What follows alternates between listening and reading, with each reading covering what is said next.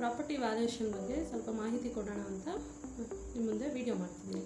First process, customer ಬ್ಯಾಂಕ್ಗೆ loan apply ಮಾಡೋಕ್ಕೆ ಹೋಗ್ತಾರೆ.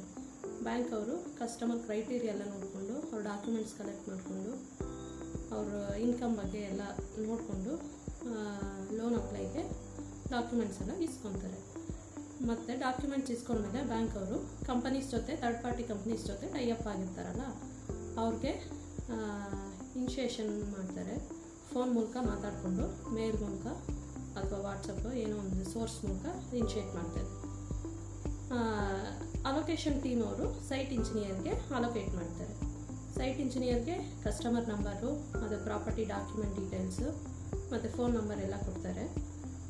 ನಮ್ಮ ಸೈಟ್ ಇಂಜಿನಿಯರ್ ಬಂದ್ಬಿಟ್ಟು ಅವ್ರಿಗೆ ಕಾಲ್ ಮಾಡ್ತಾರೆ. ಸೈಟ್ ಇಂಜಿನಿಯರು ಕಸ್ಟಮರ್ಗೆ ಕಾಲ್ ಮಾಡ್ತಾರೆ. ಸೈಟ್ ಇಂಜಿನಿಯರ್ ಕಸ್ಟಮರ್ಗೆ ಕಾಲ್ ಮಾಡಿಬಿಟ್ಟು ಅಪಾಯಿಂಟ್ಮೆಂಟು ಮತ್ತು ಟೈಮು, ಡೇಟು ಎಲ್ಲ ತಗೊಂಡು ಸೈಟ್ ಹತ್ರ ಹೋಗ್ತಾರೆ. ಪ್ರಾಪರ್ಟಿ ಹತ್ರ, ಸೈಟ್ ಮೀನ್ಸ್ ಪ್ರಾಪರ್ಟಿ ಹತ್ರ ಹೋಗ್ತಾರೆ. ಅದು ವೇಕೆಂಟ್ ಸೈಟ್ ಆಗಿರ್ಬೋದು, ಪ್ರಾಪರ್ಟಿ ಲ್ಯಾಂಡ್ ಆ್ಯಂಡ್ ಬಿಲ್ಡಿಂಗ್ ಆಗಿರ್ಬೋದು, ಅಪಾರ್ಟ್ಮೆಂಟ್ ಆಗಿರ್ಬೋದು, ಡೀಟೇಲ್ಸ್ ತಗೊಂಡು ಅವರು ಕಾಂಟ್ಯಾಕ್ಟ್ ಮಾಡಿ ಹೋಗ್ತಾರೆ. ಅವರು ಮತ್ತು ಫಸ್ಟು ಅಲ್ಲಿ ಕಸ್ಟಮರಿಂದ ಪ್ರಾಪರ್ಟಿನ ಐಡೆಂಟಿಫೈ ಮಾಡ್ತಾರೆ. ಆಮೇಲೆ ಅಲ್ಲಿ ಸೈಟ್ ಹೋಗ್ಬಿಟ್ಟು ಸೈಟ್ ಮೆಷರ್ಮೆಂಟ್ಸ್, ಡಾಕ್ಯುಮೆಂಟ್ ಡೀಟೇಲ್ಸ್ ಜೊತೆ ಅವರು ಕಂಪೇರ್ ಮಾಡ್ತಾರೆ. ಸೈಟ್ ಹತ್ರ ಹೋಗ್ಬಿಟ್ಟು site measurements, built up area details, age of the property ಮತ್ತು ಪ್ರಾಪರ್ಟಿ ನಂಬರಿಂಗ್ ಆಗಿದೆಯಾ ಇಲ್ವಾ ಎಲ್ಲ ಚೆಕ್ ಮಾಡ್ತಾರೆ. ಮತ್ತು ಇಂಟೀರಿಯರ್ಸ್ ಹೇಗಿದೆ, ಯಾವುದರಿಂದ ಮಾಡಿಸಿದ್ದಾರೆ, ಅದು ಫುಲ್ ಹೈ ಫಿನಿಷಿಂಗ್ ಹೆಂಡ ಅಥವಾ ಪ್ರಾಪರ್ಟಿ ಹೆಂಗಿದೆ, ಟೀ ಕುಡ್ಡಲ್ಲೇ ಮಾಡಿದಾರಾ ಅಂತ ಎಲ್ಲ ಅವ್ರು ಹೋಗಿ ಐಡೆಂಟಿಫೈ ಮಾಡ್ತಾರೆ. ಅವ್ರು ಐಡೆಂಟಿಫೈ ಮಾಡಿದ್ಮೇಲೆ ಮತ್ತೆ ಅಕ್ಕಪಕ್ಕ ಲೋಕಲ್ ಎನ್ಕ್ವೈರಿಯಲ್ಲಿ ರೇಟ್ ಎನ್ಕ್ವೈರಿ ಮಾಡ್ತಾರೆ. ರಿಯಲ್ ಎಸ್ಟೇಟ್ ಅವ್ರ ಹತ್ರ, ರಿಯಲ್ ಎಸ್ಟೇಟ್ ಆಫೀಸಲ್ಲಿ ರೇಟ್ ಎನ್ಕ್ವೈರಿ ಮಾಡ್ತಾರೆ. ಮತ್ತು ಎಲೆಕ್ಟ್ರಿಸಿಟಿ ಬಿಲ್ಲು ಇಸ್ಕೊತಾರೆ. ಮನೆದಾಗಿದ್ದರೆ ಅಥವಾ ಅಪಾರ್ಟ್ಮೆಂಟು, ಫ್ಲ್ಯಾಟು ಏನೋ ಆಗಿದ್ದರೆ ಆ ಎಲೆಕ್ಟ್ರಿಸಿಟಿ ಬಿಲ್ ಇಸ್ಕೊತಾರೆ. ಓನರ್ ನೇಮ್ ಮ್ಯಾಚ್ ಆಗ್ತಿದೆಯಾ ನೋಡ್ತಾರೆ.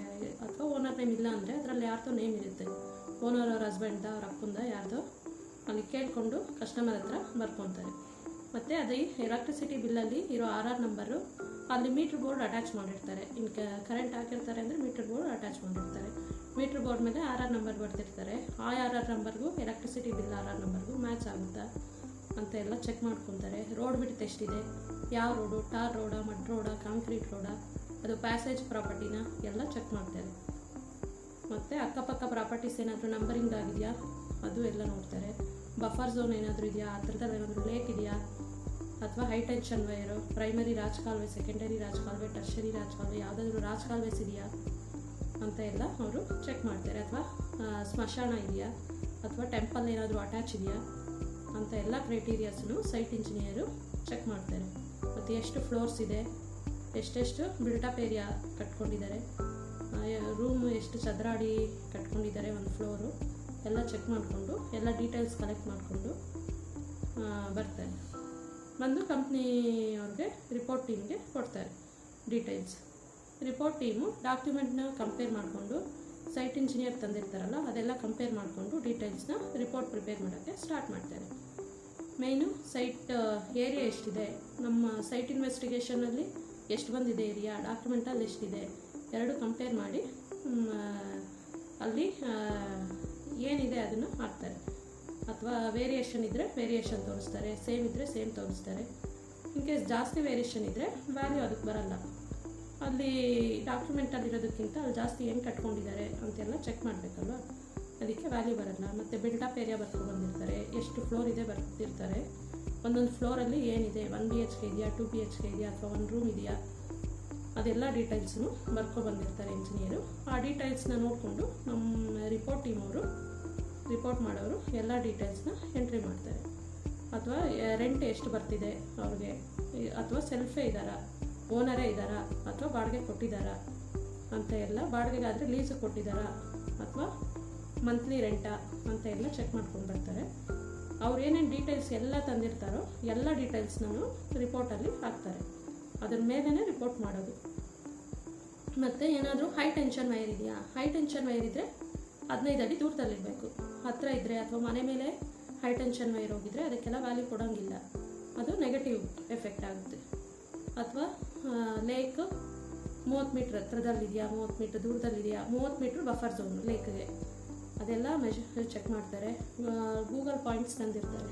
ಲ್ಯಾಟ್ ಲಾಂಗ್ ಆಗಿಬಿಟ್ಟು ಮ್ಯಾಪಲ್ಲಿ ನೋಡಿದ್ರೆ ಡಿಸ್ಟೆನ್ಸು ಕರೆಕ್ಟಾಗಿ ಗೊತ್ತಾಗುತ್ತೆ. ಅದು ರಾಜಕಾಲುವೆನೂ ಅಷ್ಟೇ ಡಿಸ್ಟೆನ್ಸ್ ಚೆಕ್ ಮಾಡ್ತಾರೆ. CDP ಅಂತಿದೆ, CDP 15 ಮೇಯ್ನ್ ಇದಕ್ಕೆ ರೋಡ್ ವೈಂಡಿಂಗ್ ಇದೆಯಾ, ಇವಾಗ 30 ಅಡಿ ರೋಡ್ ಇರುತ್ತೆ, ಅದು ಮುಂದೆ ರೋಡ್ ವೈಂಡಿಂಗ್ ಅಗಲ ಮಾಡ್ತಾರೆ, ಅವಾಗ 40 ಅಡಿ ಆಗುತ್ತೆ, ಆವಾಗ 10 ಅಡಿ ಹೋಗುತ್ತೆ ಬಿಡ್ತು. 10 ಅಡಿ ಹೋದಾಗ ನಮ್ಮ ಪ್ರಾಪರ್ಟಿಗೆ ಏನಾದರೂ ಡ್ಯಾಮೇಜ್ ಆಗುತ್ತಾ ಅದೆಲ್ಲನೂ ಚೆಕ್ ಮಾಡ್ತಾರೆ. ಅದೆಲ್ಲ ಚೆಕ್ ಮಾಡಿ ಸೆಟ್ ಬ್ಯಾಕ್ ಏನಾದರೂ ಬಿಟ್ಟು ಸ್ವಲ್ಪ ಜಾಗ ಬಿಟ್ಟು ರೋಡ್ಗೆ ಏನಾದರೂ ಮನೆ ಕಟ್ಕೊಂಡಿದ್ದಾರಾ ಅಂತ ಎಲ್ಲ ಚೆಕ್ ಮಾಡ್ತಾರೆ. ಜಾಗ ಬಿಟ್ಟು ಕಟ್ಕೊಂಡಿದ್ರೆ ವ್ಯಾಲ್ಯೂ ಕೊಡ್ಬೋದು. ಇನ್ ಕೇಸ್ ಇಲ್ಲ ನಾವು ರೋಡ್ ವೈಂಡಿಂಗ್ ಏರಿಯಾದಲ್ಲೇ ಕಟ್ಕೊಂಡಿದ್ರೆ ವ್ಯಾಲ್ಯೂ ಕೊಡೋಕ್ಕೆ ಬಿಲ್ಡಿಂಗಿಗೆ ಬರಲ್ಲ, ಅಫೆಕ್ಟ್ ಆಗುತ್ತೆ. ಮುಂದೆ ಅವರು ರೋಡ್ ವೈಂಡಿಂಗ್ ಮಾಡಿದ್ರೆ ಆವಾಗ ಮನೆ ಡೆಮಾಲಿಷನ್ ಮಾಡ್ತಾರೆ, ಆವಾಗ ವ್ಯಾಲ್ಯೂ ಬರಲ್ಲ. ಅದಕ್ಕೆ ಅಂಥದಕ್ಕೆಲ್ಲ ವ್ಯಾಲ್ಯೂ ಬರಲ್ಲ. ಏಜ್ ವರ್ಕು ಬಂದಿರ್ತಾರೆ, ಏಜ್ ಮೇಲೆ ಡಿಪ್ರಿಸಿಯೇಷನ್ ಹೋಗುತ್ತೆ. ಹೊಸ ಬಿಲ್ಡಿಂಗ್ ಆದರೆ ಎಷ್ಟಿದೆಯೋ ಅಷ್ಟು ಅವರು ಫ್ಲೋರಿಂಗ್, ಈಗ ಗ್ರಾನೈಟ್ ಹಾಕ್ಸಿದಾರಾ, ಮಾರ್ಬಲ್ ಹಾಕ್ಸಿದಾರಾ, ಟೈಲ್ಸ್ ಹಾಕ್ಸಿದಾರಾ, ಅಥವಾ ಸಿಮೆಂಟ್ ಫ್ಲೋರಿಂಗೇ ಮಾಡಿಸಿದಾರಾ, ಅದ್ರ ಮೇಲೆ ಎಲ್ಲ ಅದು ಕನ್ಸ್ಟ್ರಕ್ಷನ್ ಕಾಸ್ಟು ಪರ್ ಸ್ಕ್ವೇರ್ ಫೀಟ್ಗೆ ಇಷ್ಟು ಅಂತ ಒಂದೊಂದಕ್ಕೆ ಒಂದೊಂದು ಥರ ನಿಗದಿ ಆಗಿರುತ್ತೆ. ಅದ್ರ ಮೇಲೆ ವ್ಯಾಲ್ಯೂ ಬರುತ್ತೆ, ಬಿಲ್ಡಿಂಗ್ ವ್ಯಾಲ್ಯೂ. ಬಿಲ್ಟಪ್ ಏರಿಯಾ ಎಷ್ಟಿರುತ್ತೆ ಸ್ಕ್ವೇರ್ ಫೀಟ್ ನೋಡಿಬಿಟ್ಟು ಅದಕ್ಕೆ ಕನ್ಸ್ಟ್ರಕ್ಷನ್ ಕಾಸ್ಟ್, ಅದು ಯಾವ ಟೈಲ್ಸ್ ಹಾಕಿದ್ದಾರೆ, ಯಾವುದು ಫ್ಲೋರಿಂಗ್ ಯಾವ್ದು ಹಾಕಿದ್ದಾರೆ, ಗ್ರಾನೈಟಾ ಏನು ಹಾಕಿದ್ದಾರೆ, ಅದ್ರ ಮೇಲೆ ಕನ್ಸ್ಟ್ರಕ್ಷನ್ ಕಾಸ್ಟ್ ಡಿಪೆಂಡ್ ಆಗುತ್ತೆ. ಅದನ್ನು ಬಿಲ್ಟಪ್ ಏರಿಯಾ ಮಲ್ಟಿಪ್ಲೈ ಮಾಡಿದ್ರೆ ನಮಗೆ ಬಿಲ್ಡಿಂಗ್ ವ್ಯಾಲ್ಯೂ ಬರುತ್ತೆ. ಅದ್ರ ಮೇಲೆ ಬಿಲ್ಡಿಂಗ್ ವ್ಯಾಲ್ಯೂ ಕೊಡ್ಬೋದು. ಏನಾದರೂ ಏಜ್ ಜಾಸ್ತಿ ಆಗಿದ್ದರೆ ಇಷ್ಟು ಪರ್ಸೆಂಟೇಜ್ ಅಷ್ಟು ನಮಗೆ ಮೈನಸ್ ಆಗುತ್ತೆ ವ್ಯಾಲ್ಯೂ ಬಿಲ್ಡಿಂಗಲ್ಲಿ, ಅಷ್ಟು ಮೈನಸ್ ಮಾಡಿ ಮಿಕ್ಕಿದ ವ್ಯಾಲ್ಯೂ ಬರುತ್ತೆ. ಇಂಟೀರಿಯರ್ಸ್ ಎಲ್ಲ ಹೆಂಗಿದೆ ಚೆನ್ನಾಗಿದೆಯಾ ಅಂತ ಇಂಟೀರಿಯರ್ಸ್ಗೂ ಇಷ್ಟು ಕನ್ಸ್ಟ್ರಕ್ಷನ್ ಇಷ್ಟು ಇಂಟೀರಿಯರ್ ವ್ಯಾಲ್ಯೂ ಅಂತ ಕೊಡ್ತೀವಿ. ಇಂಟೀರಿಯರ್ಸ್ಗೆ ಇಂಟೀರಿಯರ್ ವ್ಯಾಲ್ಯೂ ಸಪ್ರೇಟಾಗಿ ಕೊಡ್ತೀವಿ. ಮತ್ತು ಲಿಫ್ಟ್ ಇದೆಯಾ ಆ ಮನೆಯಲ್ಲಿ ಅದೆಲ್ಲ ನೋಡಿಬಿಟ್ಟು ಕೊಡ್ತೀವಿ. ಲಿಫ್ಟ್ಗೂ ವ್ಯಾಲ್ಯೂ ಇದೆ. ಮತ್ತು ಫ್ಲ್ಯಾಟಲ್ಲಾದರೆ ಕಾರ್ ಪಾರ್ಕಿಂಗು ಅವ್ರಿಗೆ ಇಷ್ಟು, ಒಂದು ಕಾರ್ ಪಾರ್ಕಿಂಗ 2 ಕಾರ್ ಪಾರ್ಕಿಂಗ್ ಅಂತ ಅಲ್ಲಿ ಆಗಿರುತ್ತೆ. ಅಗ್ರಿಮೆಂಟಲ್ಲೇ ಅವರು ಬರ್ಸಿರ್ತಾರೆ, ಎಷ್ಟು ಅಗ್ರಿಮೆಂಟಾ ಅಥವಾ ಡೀಡಾ ಏನೋ ಒಂದರಲ್ಲಿ ಬರ್ಸಿರ್ತಾರೆ. ಅದ್ರ ಮೇಲೆ ನಾವೇ ಅದಕ್ಕಿಷ್ಟು ವ್ಯಾಲ್ಯೂ ಅಂತ ಮಾಡಿಬಿಟ್ಟು ವ್ಯಾಲ್ಯೂಯೇಷನ್ ಕೊಡ್ತೀವಿ. ನೆಗೆಟಿವ್ ಪಾಯಿಂಟ್ಸ್ ಏನೇ ಇದ್ದರೂ ಅಥವಾ ಟೆಂಪಲ್ ಅಟ್ಯಾಚ್ಡ್ ಇದ್ದರೆ ವ್ಯಾಲ್ಯೂ ಕೊಡಲ್ಲ. ಸ್ವಲ್ಪ ಅಕಸ್ಮಾತ್ ವ್ಯಾಲ್ಯೂ ಕೊಡಬೇಕು ಅಂದರೆ ಡಿಸ್ಕೌಂಟ್ ರೇಟ್ ಆಗುತ್ತೆ. ಇವಾಗ ಪ್ಯಾಸೇಜ್ ಪ್ರಾಪರ್ಟಿ, ಇವಾಗ ರೋಡು ಬರೀ 6 ಅಡಿ ಇದೆ ಪ್ರಾಪರ್ಟಿಗೆ, ಅದಕ್ಕೆಲ್ಲ ಫುಲ್ ವ್ಯಾಲ್ಯೂ ಬರಲ್ಲ, ಅದಕ್ಕೆಲ್ಲ ಕಡಿಮೆ ಬರುತ್ತೆ. 2500 ಇದ್ದರೆ 1500 ಆ ಥರ ಕೊಡ್ತೀವಿ. ಡಿಪೆಂಡ್ಸ್ ಅಪಾನ್ ಎಲ್ಲ ಕ್ರೈಟೀರಿಯಾನು ನೋಡಿಕೊಂಡು ವ್ಯಾಲ್ಯೂಯೇಷನ್ ಕೊಡೋದು. ಮತ್ತು ಅದು agreement, sale deed, sale agreement, ಖಾತಾ ಎಲ್ಲ ಕೊಟ್ಟಿರ್ತಾರೆ ಡಾಕ್ಯುಮೆಂಟ್ ವೆರಿಫಿಕೇಷನ್ಗೆ. ಈ ಖಾತಾ ಅಥವಾ BBMP ಈ ಖಾತಾ ಆಗಿದ್ದರೆ ನಾವು ಪೋರ್ಟಲಲ್ಲಿ ವೆರಿಫೈ ಮಾಡಬೇಕು, ಅದೇ ಖಾತಾನ ಅಂತ ವೆರಿಫೈ ಮಾಡಬೇಕು. ಆ ಖಾತಾಗೂ ಈ ಖಾತಾಗೂ ಡೀಟೇಲ್ಸ್ ಎಲ್ಲ ವೆರಿಫೈ ಮಾಡಿಬಿಟ್ಟು ನಾವು ಚೆಕ್ ಮಾಡಿಬಿಟ್ಟು ಕೊಡ್ತೀವಿ. ಇಫ್ ಇನ್ ಕೇಸ್ ಏನಾದರೂ ಮಿಸ್ ಮ್ಯಾಚ್ ಇದ್ದರೆ ಒಂದು ರಿಮಾರ್ಕ್ ಹಾಕಿನೋ, ಇಲ್ಲಾಂದರೆ ವ್ಯಾಲ್ಯೂ 0 ಆಗುತ್ತೆ. ಫೋಟೋ ಬಂದಿರುತ್ತೆ ಒಂದು ಖಾತಾದಲ್ಲಿ, ಪ್ರಾಪರ್ಟಿ ಫೋಟೋ ಏನಾದರೂ ಮಿಸ್ ಮ್ಯಾಚ್ ಇದ್ದರೆ ವ್ಯಾಲ್ಯೂ ಕೊಡೋಕ್ಕೆ ಬರಲ್ಲ. ನಾವು ಹೋಗಿರೋದೇ ಒಂದು ಪ್ರಾಪರ್ಟಿ, ಆ ಖಾತಾದಲ್ಲಿರೋದೇ ಒಂದು ಪ್ರಾಪರ್ಟಿ ಫೋಟೋ, ಆವಾಗ ವ್ಯಾಲ್ಯೂ ಬರಲ್ಲ. ಎಲ್ಲ ಕ್ರೈಟೀರಿಯಾಸು ನೋಡಬೇಕು ವ್ಯಾಲ್ಯೂಯೇಷನ್ ಮಾಡಬೇಕಾದ್ರೆ, ಬರೀ 1-2 ಕ್ರೈಟೀರಿಯಾ ನೋಡಿಕೊಂಡು ಮಾಡೋಕ್ಕೆ ಬರಲ್ಲ. ಮತ್ತು ಓನರ್ ನೇಮು ಎಲೆಕ್ಟ್ರಿಸಿಟಿ ಬಿಲ್ಲಲ್ಲಿ ಚೆಕ್ ಮಾಡ್ತೀವಿ. ಓನರ್ ನೇಮು ಅಥವಾ ಎಲೆಕ್ಟ್ರಿಸಿಟಿ ಬಿಲ್ಲಲ್ಲಿ ಆ ನೇಮ್ ಇರುತ್ತಲ್ಲ, ಅದು ಓನರ್ಶಿಪ್ ಡಾಕ್ಯುಮೆಂಟಲ್ಲಿ ಇದೆಯಾ, ಪ್ರೀವಿಯಸ್ ಓನರ್ ಆಗಿರ್ಬೋದು, ಪ್ರೆಸೆಂಟ್ ಓನರ್ ಆಗಿರ್ಬೋದು, ಅವ್ರ ಅಪ್ಪನೋ ಅವ್ರ ಅಮ್ಮನೋ ಡಾಕ್ಯುಮೆಂಟಲ್ಲಿ ಏನಾದರೂ ಇದೆಯಾ ಅಂತ ಚೆಕ್ ಮಾಡ್ತೀವಿ. ಇಲ್ಲಾಂದರೆ ಸೈಟ್ ಇಂಜಿನಿಯರ್ ಹೋದಾಗ ಬಂದಿರ್ತಾರೆ ಎಲೆಕ್ಟ್ರಿಸಿಟಿ ಬಿಲ್ಲಲ್ಲಿರೋ ನೇಮು ಏನಾಗಬೇಕು ಡಾಕ್ಯುಮೆಂಟಲ್ಲಿಲ್ಲ ಅಂತ ಬಂದಿರ್ತಾರೆ. ಅವ್ರ ಓನರ್ಗೆ ಇವ್ರು ಆಗಬೇಕು ಅಂತ ಹೇಳಿರ್ತಾರೆ. ಅಕಸ್ಮಾತ್ ಇಲ್ಲ ಅಂದರೆ ಓನರ್ ನೇಮು ಎಲೆಕ್ಟ್ರಿಸಿಟಿ ಬಿಲ್ಲಲ್ಲಿರೋದು ರಿಫ್ಲೆಕ್ಟ್ ಆಗಿಲ್ಲ ಅಂತ ಒಂದು ಕಮೆಂಟ್ ಹಾಕ್ಬಿಟ್ಟು ರಿಲೀಸ್ ಮಾಡೋದು. ಅದು RR ನಂಬರ್ ಮ್ಯಾಚ್ ಆಗಬೇಕು. ಎಲೆಕ್ಟ್ರಿಸಿಟಿ ಬಿಲ್ ಕೂಡ ಪೋರ್ಟಲಲ್ಲಿ ನಾವು ವೆರಿಫೈ ಮಾಡ್ಬೋದು, ವೆರಿಫೈ ಮಾಡಿಬಿಟ್ಟು ಹಾಕಬೇಕು.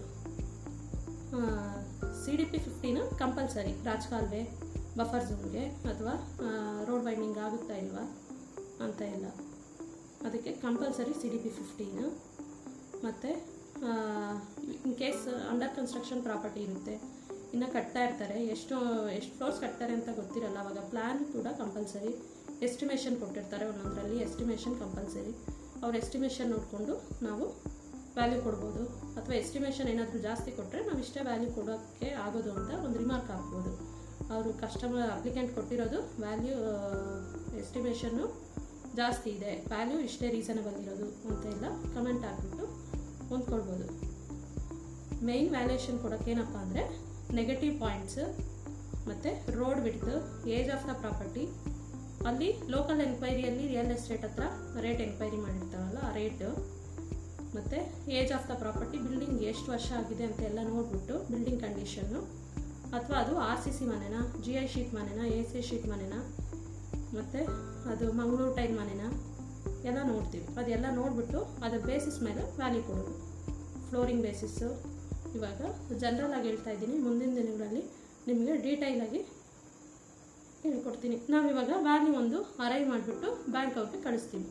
ಬ್ಯಾಂಕ್ ಅವರು ಅದ್ರ ಮೇಲೆ ಅವ್ರಿಗೆ ಒಂದೊಂದು ಬ್ಯಾಂಕಲ್ಲಿ ಒಂದೊಂದು ಥರ ಇರುತ್ತೆ, ಅದ್ರ ಮೇಲೆ ಅವ್ರಿಗೆ ಫಂಡ್ ಮಾಡ್ತಾರೆ. ಇಷ್ಟು ಪರ್ಸೆಂಟೇಜು ಅಂತ, 60%, 70% ಅಂತ ಒಂದೊಂದು ಬ್ಯಾಂಕಲ್ಲಿ ಒಂದೊಂದು ಕ್ರೈಟೀರಿಯಾ ಇರುತ್ತೆ, ಅದ್ರ ಮೇಲೆ ಅವರು ಫಂಡ್ ಮಾಡ್ತಾರೆ.